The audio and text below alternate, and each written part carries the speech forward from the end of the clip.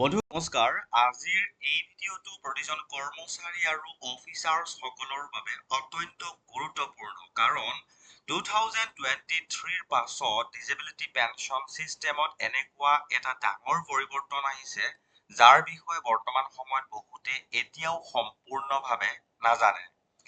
আজিৰ এই ভিডিঅ'টোৰ জৰিয়তে ডিজেবিলিটি পেঞ্চনৰ সম্পূৰ্ণ ইনফৰমেশ্যন যিখিনি শেহতীয়াকৈ প্ৰকাশ পাইছিল আপোনালোকক জনাবলৈ যত্ন কৰিম। জনাবলৈ লৈ আছো চাওক, বৰ্তমান সময়ত এই কনফিউজনৰ কাৰণে বহু পাৰ্চনেল ভুল সিদ্ধান্ত লোৱা হৈছে আৰু কিছুমানে পেনশ্যন বেনিফিট পৰ্যন্ত হেৰুৱাইছে। আনকি চেল্টাৰ্ড এপইণ্টমেণ্ট ৰিফিউজ কৰি ফিউচাৰ পেনশ্যনৰ ওপৰতো বিপদ আহিছে। সেয়েহে ভিডিঅ'টো শেষলৈকে চাই থাকিব কাৰণ সহজ সৰল ভাষাত আৰু অসমীয়াতেই গোটেই ইনফৰমেশ্যনসমূহ আপোনালোকক জনাবলৈ চেষ্টা কৰিম।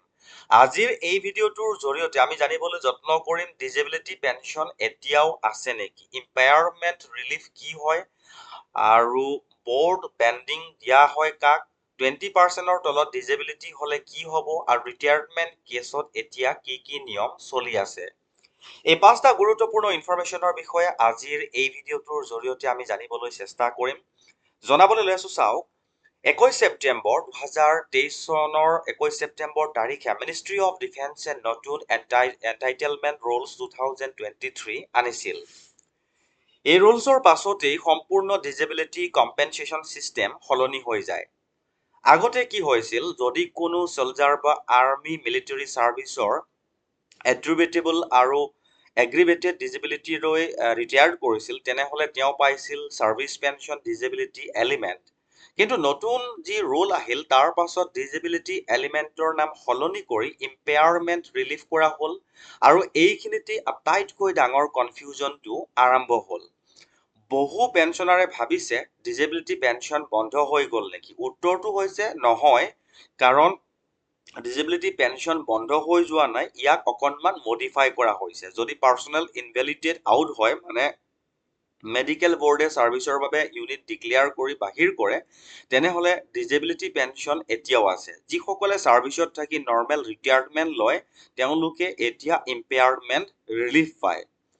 DESWFAQ অনুসৰি মনিটাৰী বেনিফিট প্ৰায় আগৰ নিচিনাই আছে, অৰ্থাৎ টকা পইচাৰ ট্ৰেনজেকশ্যনৰ কথাটো তেওঁলোকে উল্লেখ কৰিছে, কিন্তু ডিফাৰেন্সটো হৈছে ই পেঞ্চন নহয় কম্পেনচেশ্যন, অৰ্থাৎ ৰেচিপিয়েণ্টৰ মৃত্যুৰ পিছত এই বেনিফিট বন্ধ হৈ যায়। এতিয়া আটাইতকৈ গুৰুত্বপূৰ্ণ কথাটো হৈছে ব্ৰডবেণ্ডিং এতিয়াও আছে নেকি।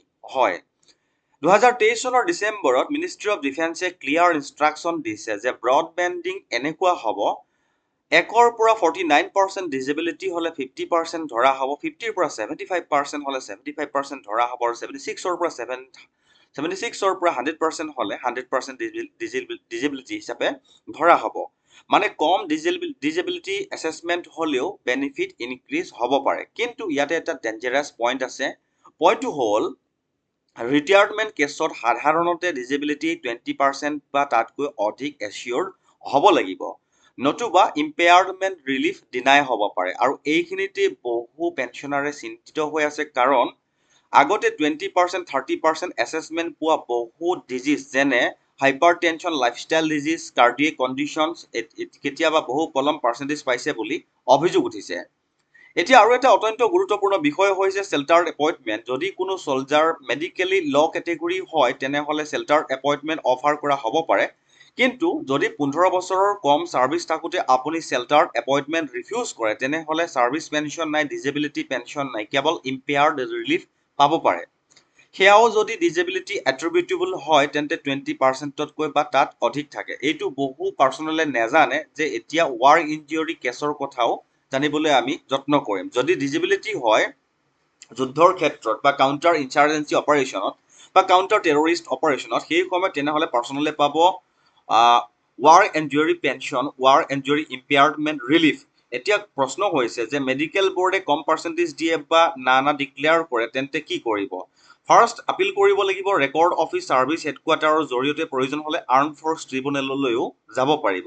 শেষত ছাৰ্ভিচিং চলজাৰ আৰু পেঞ্চনাৰৰ বাবে এটা অত্যন্ত গুৰুত্বপূৰ্ণ মেছেজ যে 2023ৰ পাছত medical attribution, disability percentage, board bending, eligibility এইবোৰ আগতকৈ বহুত বেছি গুৰুত্বপূৰ্ণ হৈ পৰিছে। ৰিটায়াৰমেণ্ট একচেপ্ট কৰাৰ আগতে, চেল্টাৰ এপইণ্টমেণ্ট ৰিফিউজ কৰাৰ আগতে, কোনো মেডিকেল বৰ্ড ডিচিশ্যন মানি লোৱাৰ আগতে নিজৰ এণ্টাইটেলমেণ্টবিলাক ভালদৰে বুজি এক্সপাৰ্টৰ সহায় লৈ আপোনালোকে ডিচিশ্যন ল'ব।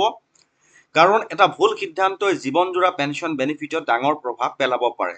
বন্ধুসকল, যদি ভিডিঅ'টো বা ইনফৰমেশ্যনসমূহ যদি ইউজফুল বুলি আপুনি অনুভৱ কৰিছে, তেনেহ'লে আমাৰ পেজটো ফ'ল' কৰি দিব আৰু চেনেলটো ছাবস্ক্ৰাইব কৰি যাবলৈ নাপাহৰিব।